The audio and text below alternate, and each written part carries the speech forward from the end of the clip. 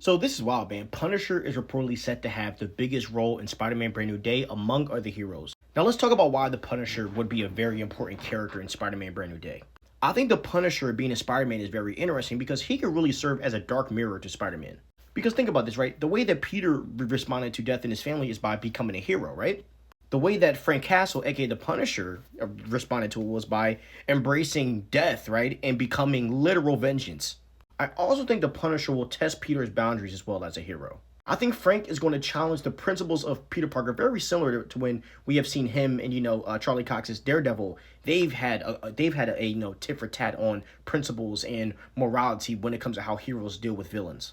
Because the criminal underworld in the MCU is going to get crazy, and Frank Castle is going to be lethal, and we're going to see Peter Parker take a really non-lethal approach, and seeing those two clashing about that is going to be a very interesting conversation, and also a very mature conversation for Peter Parker.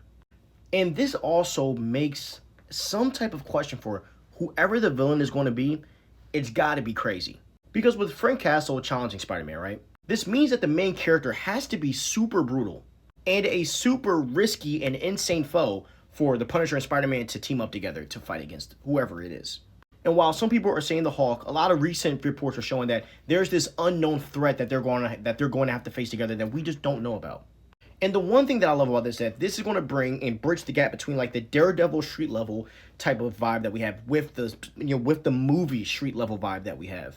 And one of the things that I've always wanted to see is like where like some of the characters in the shows get a chance to be in the movies. Because this isn't like a CW to DCEU. No, like I think both shows and movies put out great quality, and that all of the actors that are in the shows that we love, like Charlie Cox and even John Bernthal, right? I think they can fit in the movies, and you won't see like an outclassing of acting between Tom Holland and John Bernthal. They're both amazing actors. And yes, Marvel Studios has been doing that. Like with the whole entire Thunderbolts, most of those characters were built on the Disney Plus shows.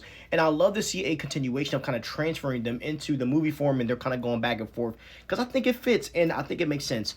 And, I think that having Punisher, as I said, is going to bring a darker and grittier vibe to Spider-Man that we've never seen before.